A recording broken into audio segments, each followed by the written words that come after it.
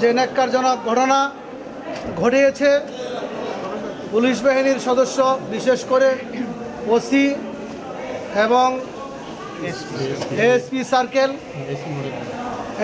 SP model থানা এই জন্য ফুসে উঠেছিল ব্রাহ্মণবাড়িয়ার তৌহিদি জনতা, ছাত্র জনতা।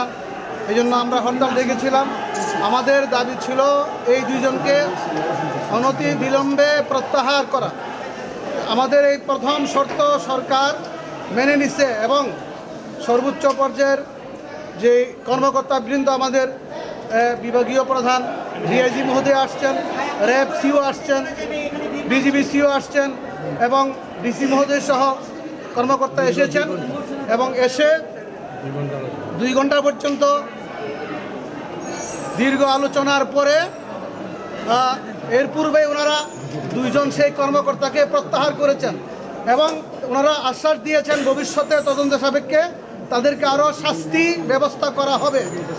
এবং আমরা আরও বলেছি যে এই দোষী লোক যারা আছে, সন্ত্রাসী যারা আছে, যারা মাদ্রাসাতে আক্রমণ করেছে এবং যারা এই হত্যাকাণ্ড ঘটিয়েছে, এই সন্ত্রাসীদেরকে অনতিবিলম্বে গ্রেফতার করতে হবে। ওনারা সে শর্ত মেনে নিছেন এবং ক্ষতিপূরণ দিবেন। ভবিষ্যতে এ ধরনের ন্যাক্কারজনক ঘটনা হবে না, পুনরাবৃত্তি হবে না।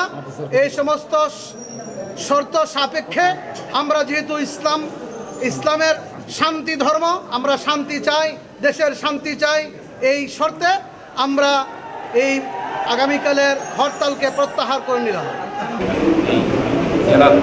জেলা শহরের আইন শৃঙ্খলা রক্ষার ব্যর্থতার কারণে আমরা সদর থানার ভারপ্রাপ্ত কর্মকর্তা আক্রমণ চন্দ্র বিশ্বাস, সার্কেল এসপি তাপসকে প্রত্যাহার করার সিদ্ধান্ত নেওয়া হয়েছে।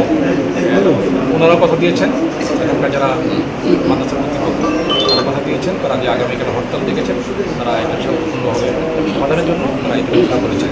আশা করি আমাদের সম্মিলিত প্রচেষ্টায় এই সমস্যাটা ধন্যবাদ। আপাতত আমাদের জেলা পুলিশের পক্ষ থেকে, ব্রাহ্মণবাড়িয়া জেলা পুলিশের পক্ষ থেকে যিনি মারা গেছেন মাসুদের পরিবারের 50,000 টাকা দেওয়া হবে।